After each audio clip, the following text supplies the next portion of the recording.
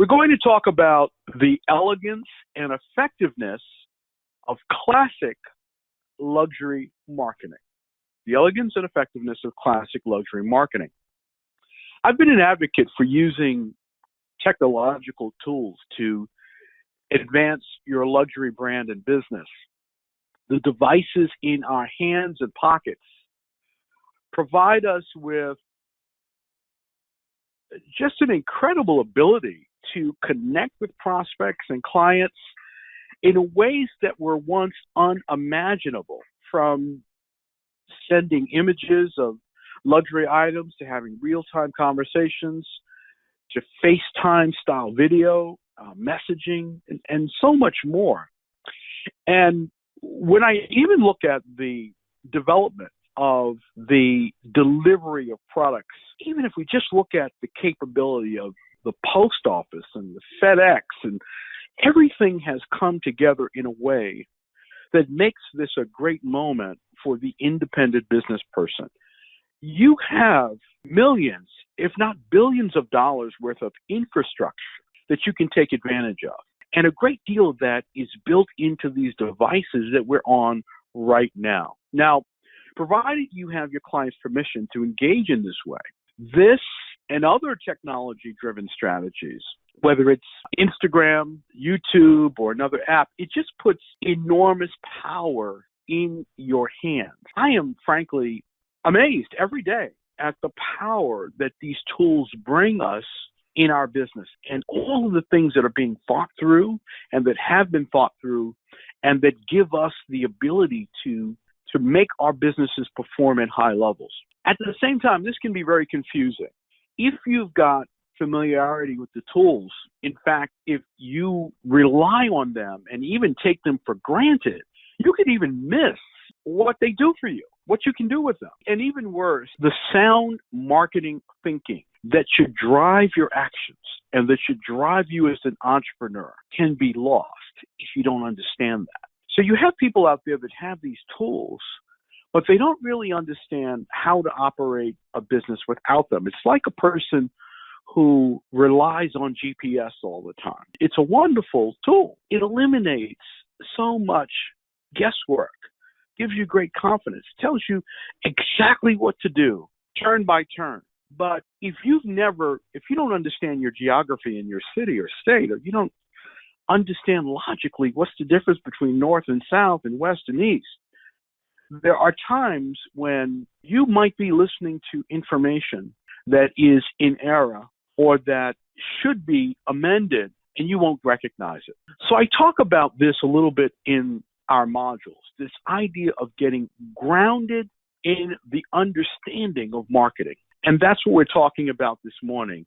I'm describing it as the elegance and effectiveness of classic luxury marketing. So let's think about this a little deeper. The question is, what is your marketing TEC? I'm not referring to pecs, your chest muscles. For those of you who are in great shape and are always working out, that's not what I'm talking about. But instead, I'm talking about something we've heard a great deal about in our healthcare debate. What I'm referring to here is your pre-existing condition, and specifically in marketing. The pandemic that we're living through, and will be living through perhaps for some time, has given us all cover. We've got a great excuse right now for whatever state of disarray we might find ourselves in when it comes to marketing. I hear it all the time when I'm having conversations with folks who are considering getting into the program, or when I'm talking to other business people. I hear things like, well, right now no one is really buying, or everyone is having difficulty, or, we're closed, or we've been closed for a long time, or business is up and down, as the one of the local business people told me. It's up and down. We can't have meetings. We can't travel. No one wants to do this online. Now, these are all real concerns, no question. But just like in health, it is the pre-existing condition that exists in our businesses, in our lives, in our thinking, that joins forces with the threat that's on the scene of the moment. to make this moment truly life-threatening and business-threatening. There are pre-existing conditions in life and business as well. And prior to the pandemic, you might have simply lived with them and been able to cover them up because of weaknesses in your vision or weaknesses in your execution. This one business, for example, that told me that things are up and down. I never hear from this business. I'm a regular client of this business, but they're up and down, yes, because he's depending on the natural flow of someone deciding to come to him. He's not reaching out. He's not following up with his clients. He's not saying, Andre, I haven't seen you in a while. You know, I can take care of this, that, or the other. I can come to your home, pick up some things for you, take care of them. He's not marketing. This is my point. So let's talk about pre-existing conditions in marketing. There are several here that I have listed on this slide, and I want you to consider for a moment where you are today and where you might have been prior to LLA. I want you to also understand how to guard against pre-existing conditions developing in your business, infecting your business long term, and clouding your thinking, and then joining forces with other things, environmental factors, a pandemic, market factors, to destroy your business. Now, the first pre-existing condition that I see all the time is you don't have a clear value proposition. Now, this is more of a big business, corporate type term. But in luxury, it means the absence of a clear sense of social status for the client, a clear dream for the client, something that clearly inspires the client, something that you should be associated with and that client wants to be associated with. It's not good enough to say, here is a product or a service. But again, how does that fulfill a fantasy for your client?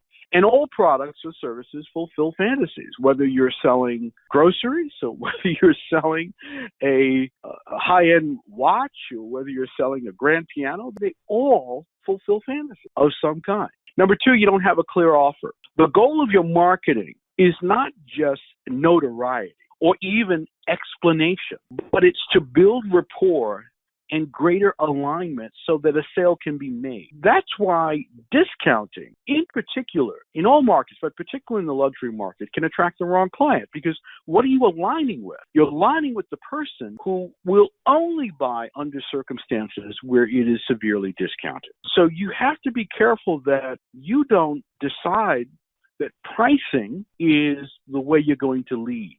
And that's a pre-existing condition that many people gravitate to. They think that marketing means 50% off, 20% off. You'll save $20 because they're watching what everyone else does, and they're watching how other people are losing money. It attracts the wrong client. Number three, you're aimed at the wrong audience. Often a marketer is unknowingly aiming at what the competition is doing rather than their own well-crafted proposition and offer for their well-understood audience. I would say that most marketers out there don't even understand their audience. Most of them are just waiting for someone to show up, waiting for someone to call. They're not understanding the transformation that takes place inside the client's or the prospect's mind as they're weighing the various things they might do in a given day, including purchasing from you. The next thing, pre-existing condition, is your marketing does not grow your audience. We need originality. We need ongoing communication to bring the dream alive inside of our clients. So that's an ongoing process. That isn't a one-time presentation or one-time question about whether you want something or not. In fact, this ongoing originality and creativity will hopefully eliminate those people who are not real candidates. Those people will unsubscribe. Those people will say, please take me off your list. And that's all good because you want to put your marketing dollars and your effort toward the right clients. Next, you do not have variety in your marketing. Among the great things about luxury is that you can constantly recreate yourself, communicating different versions of the dream. Now, this is where the big brands, the vintage brands, the classic luxury brands, the LVMH brands, the Kering brands, the Richemont, and so forth, Swatch, Chanel, these brands are really good at communicating different versions of their legacy and their dream that awakens in the prospect. Oh, My mom used to have a bottle of Chanel number 5 on her dresser, and makes you think about it again. Makes you think about the power of the brand.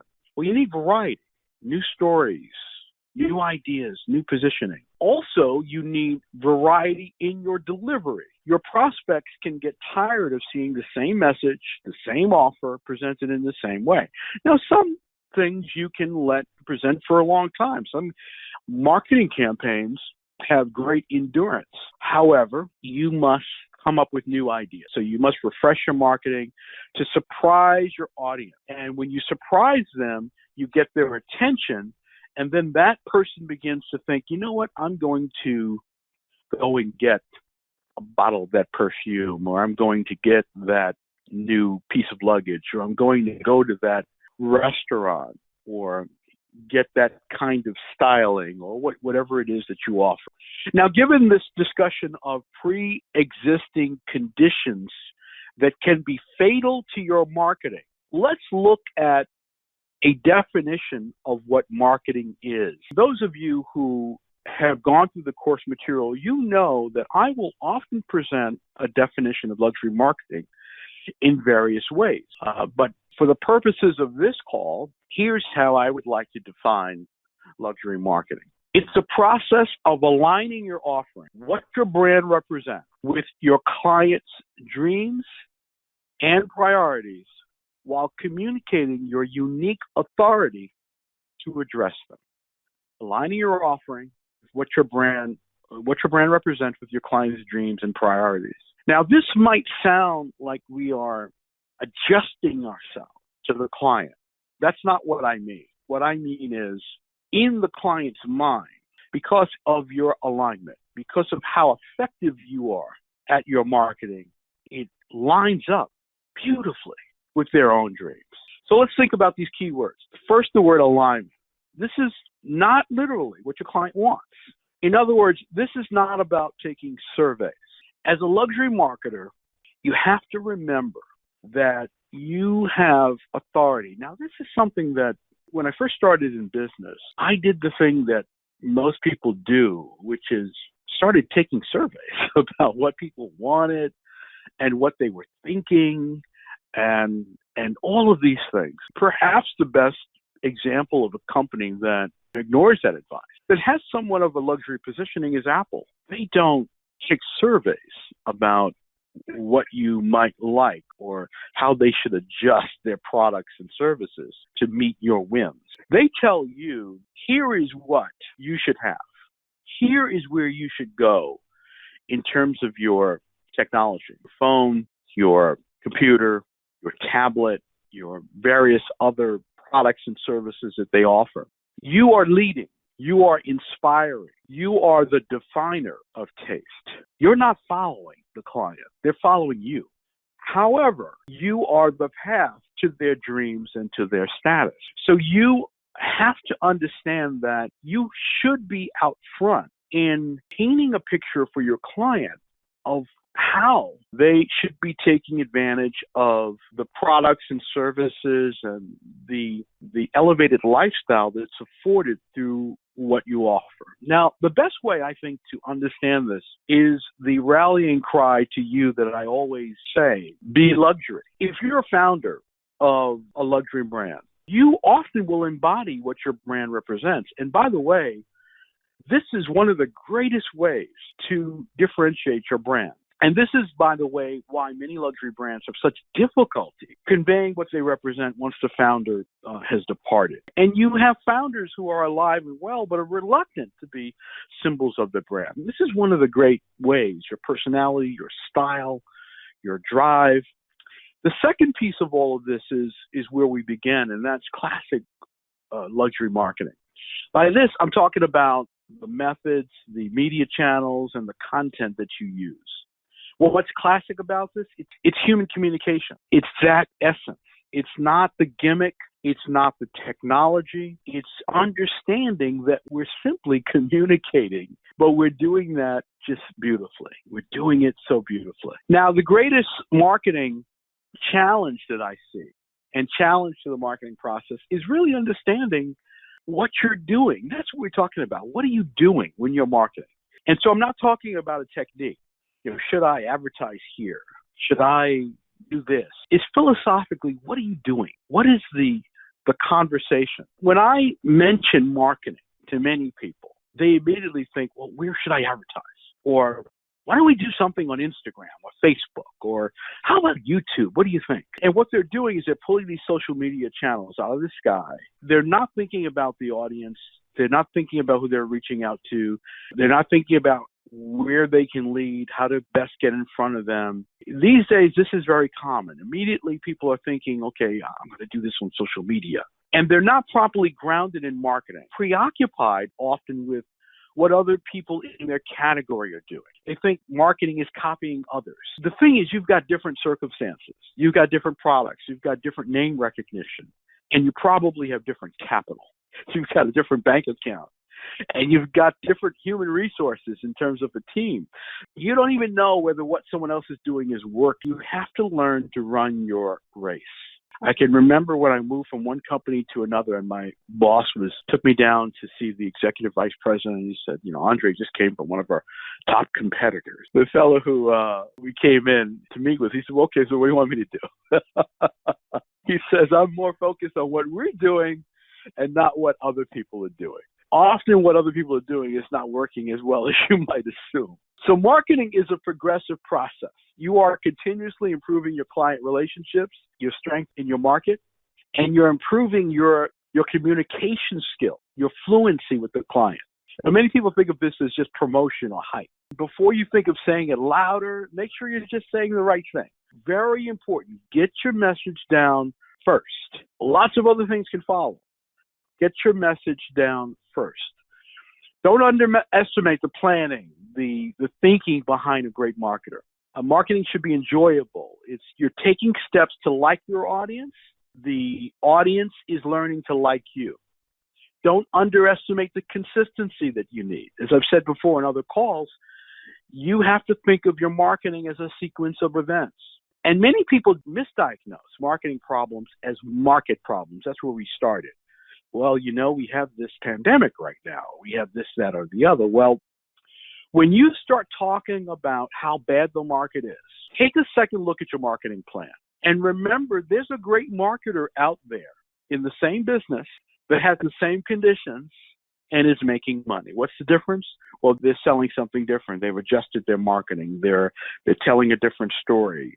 They are presenting things under different terms. They're reshaping who they are. They are essentially deciding that they're going to use the intelligence that they gather as a result of being an effective marketer to refine what they're doing. Now, when you're marketing, you are engaged in a mind connection, not just mechanics and technology. You have to ask yourself, if I had no tools or technology and I sat down next to the ideal prospect at dinner, what would I say? And then how would I progress the conversation from there? If you can't do that, then you have to go back to the drawing board in terms of your marketing. Now, finally, I want you to remember that when you are marketing, do not lose your innate sense of relationship building. As I've said, number one, if you can't do it without tech, that means you can't do it. You're not going to be able to do it with tech. You're going to probably be saying the wrong thing and presenting the wrong thing. Number two, don't forget that you're dealing with real people, with real dreams, real interests, real concerns. One of the best things that I ever learned in business is to ask questions, to get a person talking about their dreams, to trigger that kind of idea inside of them. Number three, you can't say the same thing always. You have to find new ways of saying things. Number four, you must find new people with interests. You can't market to the same people all the time. And number five, use the market's response to become better at what you do. The marketing that you do, the activity that you do should really inspire some new ideas in you, some new products, not a literal transfer of what everyone else is saying as you might if you took a survey, but it should make you think about what's on the mind of the folks in your market and how you can then use that to speak to them in new ways. So let's summarize. Within LLA, there's a lot of marketing discussion. I mean, these are just three of the modules that I have on this slide that discuss very specific things for you to do in terms of your marketing activity. The most important thing, though, is to develop some grounding in your understanding of what you're doing day to day, the conversations that you're having, the dreams that you are leading your client toward. Marketing is misunderstood because most people out there are thinking of it just as promotional. They're thinking solely about how do we say it louder. But I'll tell you something. When you understand it and you realize how vital it is, you're going to love it. It's going to be something that you're going to want to do. Number two, use the specific guidance inside of LLA to adopt new thinking and to adopt new habits where you're not just going through the motions of marketing, but you truly understand what you're doing. I can look at the folks who are opening my emails. I know a lot about where that person is in their thinking about what I'm presenting. I have a good feel because I know when they've come on, I know what they've responded to, I know what they open, I know the kinds of dialogue, if I've had dialogue with them, I know what they've participated in. I have a feel for the people that I'm working with. And I'm working with thousands of people at a time. But I have a very good sense when I see certain names of where they are in their process, where we are in the cycle with them. Number three, you can win in this market and any other market with stronger marketing. I want you to understand being a great marketer is something you should be proud of. It's something that you should embrace. By the way, if you have had any of this programming that marketing and selling is bad, that marketing and selling is rooted in dishonesty or anything like that, you haven't been guided by a great marketer or by the right marketer.